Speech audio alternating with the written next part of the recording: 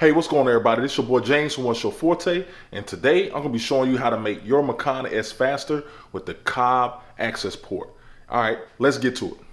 Alrighty, everyone. So I got this Cobb access port from Kies Motorsports. They sent it out to me super quick. So if you're looking for one for your Macan, they do one for all the Porsche products. You can check their website out and be able to get one of these for your Porsche. All right, so I was able to get this Cobb access port. This is kind of what comes in the box. Today I'm going to be showing you guys how to actually install this, what comes in the box, and then give you some driving impressions. I already have a dyno scheduled, and we're going to be doing some before and after actual road tests as well as dyno graphs. So if you're interested in any of that content, please subscribe to the channel and stay tuned. So this is what comes in the box. They tell you can register it. Looks like this is a nice travel pouch. So let's see what's inside of here. Trying to do this one-handed here.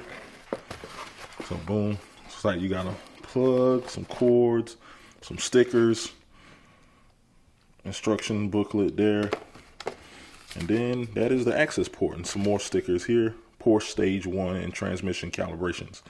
So cool. So that's what comes on there. Maps are preloaded, free firmware updates with access port manager. So nice. So you can do free updates, all that. Cool. So that's everything that comes in here. Got a flight tag there. Nice. Then we also have accessories. So I'm assuming this is going to be plugs, etc. Probably mounts. Yep.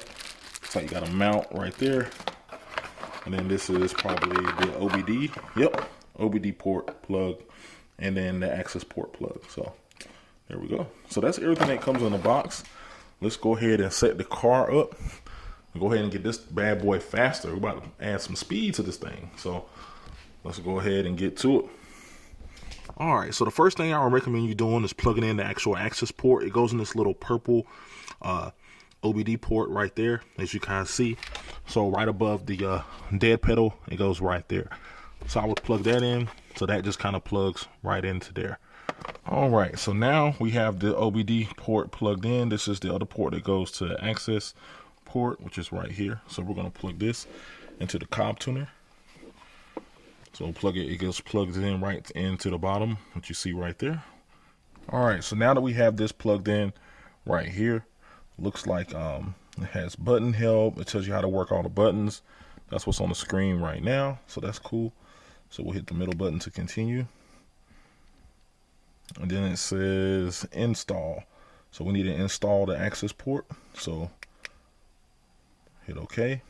It's going to go through this installation process there. Also, you want to make sure your car is in the on position on the actual key there. So you can turn the key to the on position. It says cannot communicate with vehicle. Please verify cable is plugged in. I don't think my car is all the way in the on position. Nope, it is not. So I told you guys to do it and I didn't do it. So there you go. So the Cobb tuner will not work. Also, while you're doing this, go ahead and turn off all your AC. Make sure everything's plugged off, turned off there. So now that everything's in the on position, we'll go ahead and hit the OK button. Now it says please wait. Please confirm this matches your car. Porsche Macan S. Yep, that's me. So we'll hit OK. All right. And we're going to be doing stage 193. So stage 193 or 98 Ron, depending on where you are. So we'll do that. All right. It says warning, installation of this access port over anything over the other than OEM or Cobb software may result in failure. So I have stock map up here, so we're good. So we'll hit okay. 20 amp car battery charger is required. Current voltage 11.7. We should be okay. This I've heard that this does pretty fast, so we should be okay with that. So we'll hit OK. Please wait while access port generates vehicle data.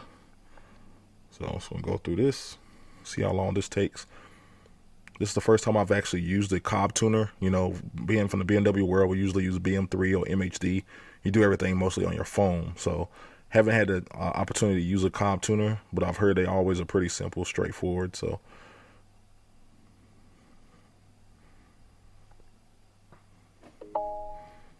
All right, now it says do not turn off your vehicle and unplug, so it's going to go ahead and do the tuning. I'm not going to have y'all sit here and wait and watch this. I'm just going to I'm going to time it myself and let you know how long it takes. So you're getting some faults here, but that's normal. So I'll come back once everything is done and we'll see how it goes. All right, everyone, so we just reached 100%. It's been about 16 minutes. So the first flash took about 16 minutes. I'm assuming just like most tuners and flashers, your first flash is always your longest one. So, all right, so now it says, please wait while access port clears all your trouble codes from flashing. So it's going through that right now. But yeah, most time when you do your first flash, it's always the longest. All right, it says, please turn ignition key to the off position. After 10 to 15 seconds, turn ignition key to on position. All right, so now we're going to turn it to off. Let's count up 15 seconds. All right, so it's been 15 seconds. And then it says turn ignition key to on position. So it's back in on position, and then press OK. So now I'm going to hit OK. Please wait while access port clears any trouble codes. All right.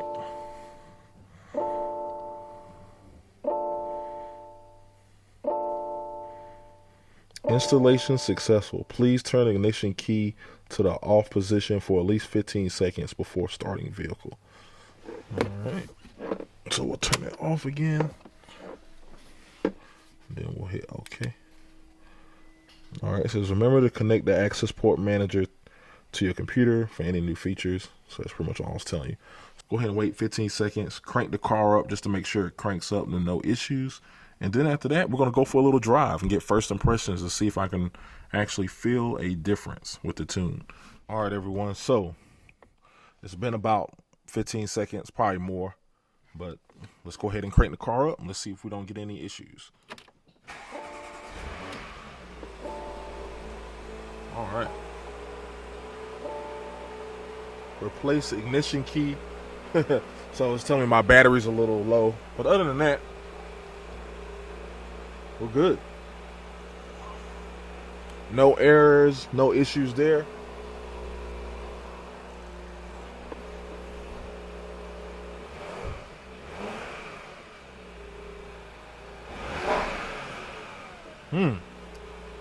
That throttle seems to be a little better too.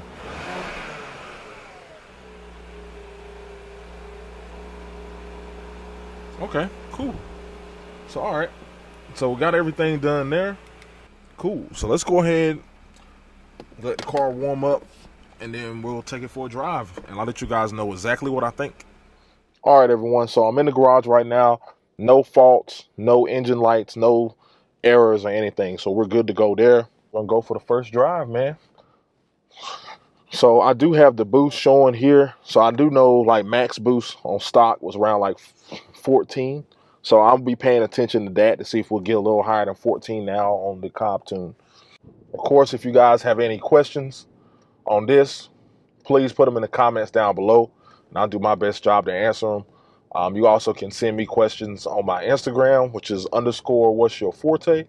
I'm learning this platform, so if there's any tips and tricks you guys may have, please let me know, because I'm new to the Porsche game, so just trying to figure out what all the best things to do. I've done a couple things, done a little bit of research, but I'm always a student of the game, so I'm always down to learn something new. I will say on initial startup, the car did feel like did sound like it was a little bit louder, but that could just be placebo effect. I don't know. I haven't started the car all day, so maybe it's just a louder cold start. You know how that goes. So I'm not going to contribute that to the tune as of yet. I will say, I know a lot of people recommend the throttle commander as well, which I do plan on getting. But I will say it feels like I don't have to push the gas as much. Initially, just cruising through my neighborhood here, definitely doesn't feel like I need to push the gas as much to get the speed going, which is great, because that's one thing this car does kind of lack, is the throttle input is just a little laggy. I know the throttle commander can definitely fix all of that, but I'm gonna let it. Okay, so we're already at 200. So I'm gonna start in regular mode, the car as is, and then I'll switch over to sport and see how it feels.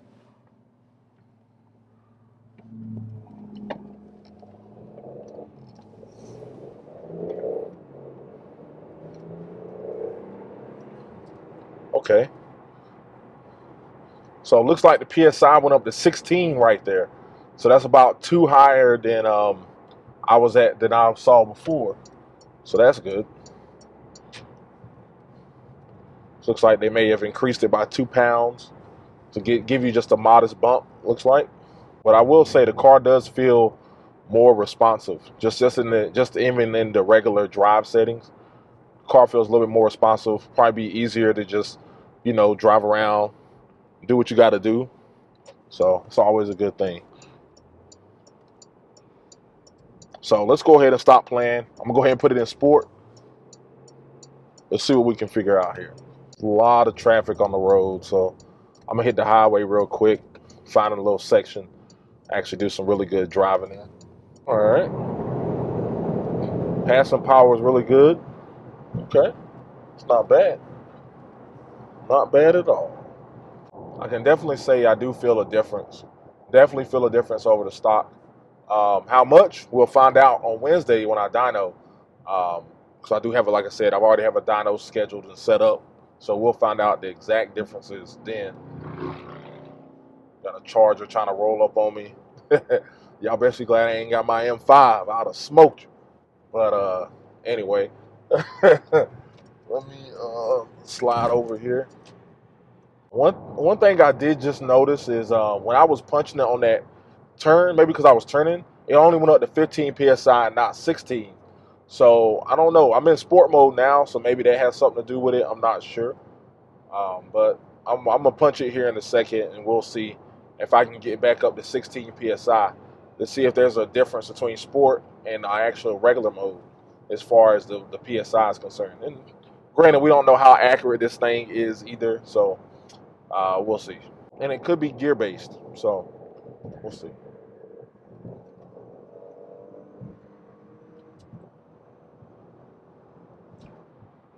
Yeah, still only 15. That was in third, the fourth, and fifth, 15.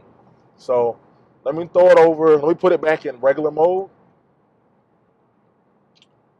And then I'll try the same thing and see if I can hit 16 in non-sport mode. So that'll be kind of interesting. How you can hit more PSI in non-sport mode. Like I said, it could be by gear though. So that could be the reason why. All right, go back down to third gear. Punch it. Nah, third gear hit 16. 16. 16. Yeah, I'm getting higher boost in regular drive mode. That is interesting. That is very interesting. I would have thought sport mode would have gave you the best boost, but it looks like sport mode only gives you better throttle response. Because I'm pulling more boost in the non-sport mode. So that's very interesting. I will reach out to Cobb to see what's going on with that. Like I said, we don't know how accurate this is, but I am pulling more boost in comfort mode or regular drive mode. So that's interesting. Let me go over to the manual shifting there just to see. I just like to try out different variables. All right, let's punch it again. 16. 16. Yep, 16 pounds. All right. Go to sport mode.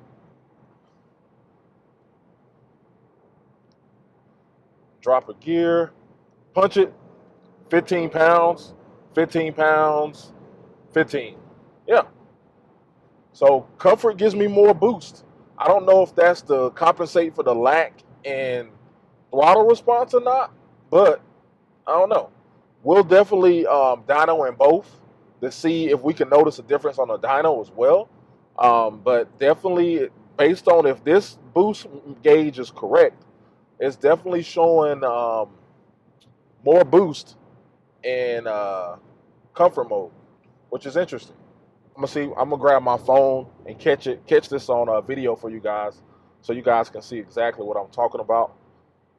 I'm gonna do my best. The video may be a little shaky, but so don't judge me, all right? So I'm in sport now. Punch. That's 15.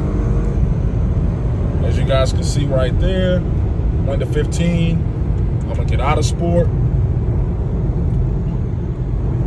Drop a gear and punch. Went up to 16. 16. Yeah. So interesting. I will say the car does feel a lot more responsive. Car definitely needs this. I can't wait to get the other things done to this car that I want to get done. We're going to be looking into possibly developing the intake. I don't want to release too much right now, but we are looking into some intake options. Big single. Well, it's already a big single, but upgraded turbo options. So I think my goal with this car, the way it feels with when I get coilovers on it, nice set of wheels, and then actually get the turbo upgrade with tune on this car, I think it would be perfect around 500 wheel, like mid fours to 500 wheel. This car would be perfect.